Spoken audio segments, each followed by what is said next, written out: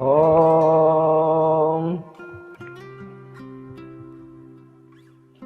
Amritaputra. Here is the message of Amrita for you all. Are you always peaceful? Are you noble? Do you possess self-restraint? Are you endowed with divine virtues? Are you free from ignorance? Do you possess knowledge of the self? Have you got illumination?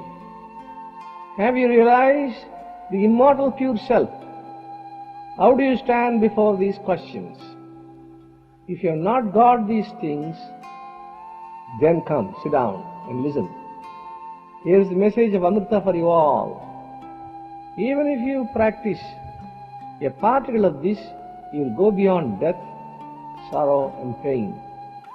Meditate always, I am pure consciousness. I am Satchidananda Brahman. I am immutable, self-effulgent, immortal self. I am the silent witness of the three states, namely waking state, dream state and deep sleep state. I am distinct from the body, mind, prana and senses. I am distinct from the five sheets. You will soon attain self-realization. You will attain knowledge of the self, Brahmajnana. It is knowledge. It is bondage when you are attached to your wife, son, property or body. When you take the body as a pure self.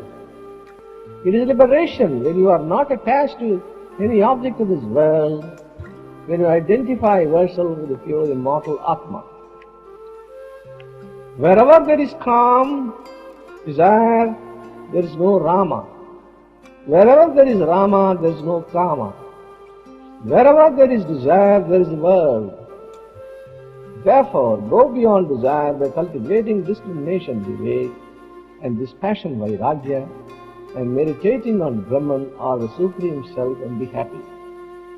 Live without the feeling of I-ness and mine-ness and attachment. Restrain the senses, observe the rules of right conduct, get purity of heart, hear the truth, abide in the self, be happy. As soon as you realize that you are not this body, you become free from sorrow and death.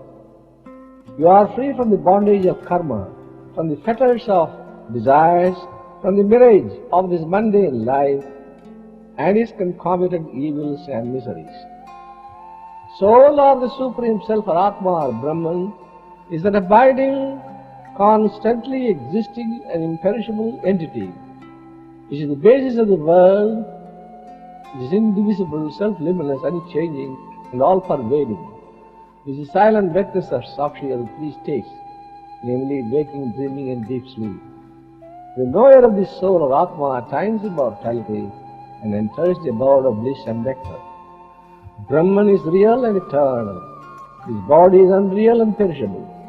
From the knowledge of self, Atma, and non-self, Anatma, springs the stream of immortality or the ancient wisdom of the seers of the Upanishads.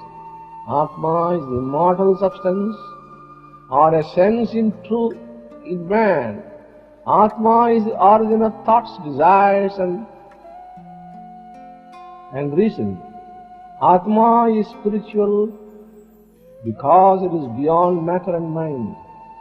It must be immortal because it is spiritual. It is beyond time, space and causation. It is beginningless, endless, causeless and infinite.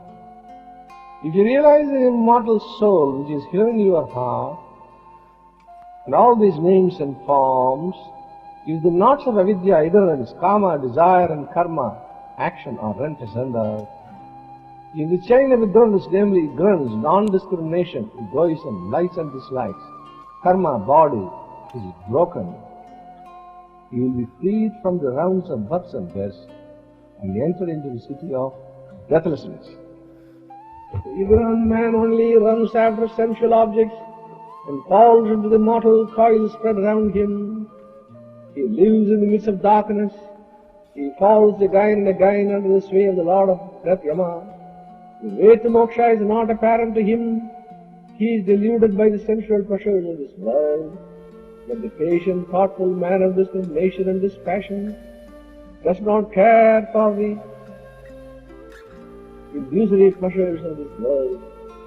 He meditates on the Supreme Self and attains eternal bliss and immortality.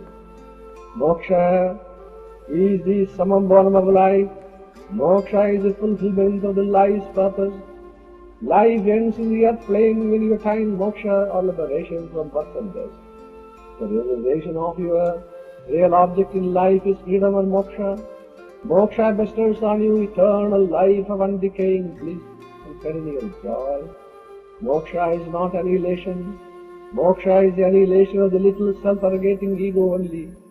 Moksha is the realization of the identity of the individual soul in the Supreme Soul. Annihilating this little self, you possess the whole of true universality to attain life eternal, a fuller life. If you have purity of mind and concentration, you can make the mind assume any bhav you like. If you think of mercy, your whole being will be saturated with mercy.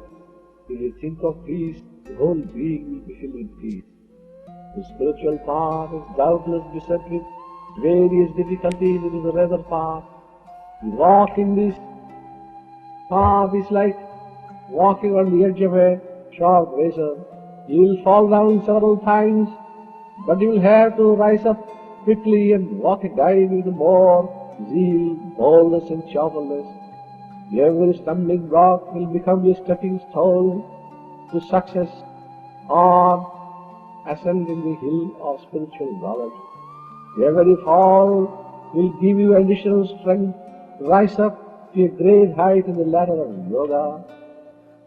Do not lose sight of the goal. Do not miss the ideal. Do not be discouraged. You will soon get spiritual strength from within. The indweller will guide you and push you up. All saints and sages, all prophets and seers had to pass through tremendous struggle and severe ordeals before they reach the goal. March boldly, O fair youth, and reach the goal. It is not true that only one attains moksha or liberation and none else can. History bears evidence of many a Shankara having come into the world. If the past could produce Shankaras, why not the future also? What one has achieved can be achieved by others also. This is the immutable law of nature. Whosoever would attain the knowledge of the self like Yagyavalkya or Brahmanto Upanishad, like Uddalaka Chandogya Upanishad, will also attain moksha or immortality. The way of the enlightened sages is sinless. The way out to liberation or freedom or perfect happiness and peace is through perfect purity of mind and heart, of every act of character and life, through self-radiance, self-restraint and control of mind, and through regular meditation on the pure self-luminous, invisible, all-pervading self or Atma. If you attain self-realization, all doubts will be rent asunder. Supreme contentment will ever dwell in your heart. You will be purged of rajas and tamas. You will be ever peaceful and happy. Therefore, struggle hard to attain this rare state of supreme blessedness in the neighbor. The flame of a lamp destroys immense darkness. Even no knowledge of self destroys ignorance or avidya, the root cause of human sufferings and tribulations. Therefore, attain the knowledge of the self, get illumination and go about happy. What is that by knowing which everything else will be known? What is that by attaining which there will be no hankering for any other thing? What is that by realizing which one becomes immortal, fearless, desireless and rest in everlasting peace and happiness? It is Brahman Atma, the ultimate truth, which is the summum bonum of life. It is the Bhuma, infinite intelligence, or the unconditioned. You can get real happiness only by attaining Bhuma, or the highest self. They all live in the spirit of this message of Amrita May you all be kept with four means of salvation to the place of the Lord. May you all find some realization in the very back. Oh.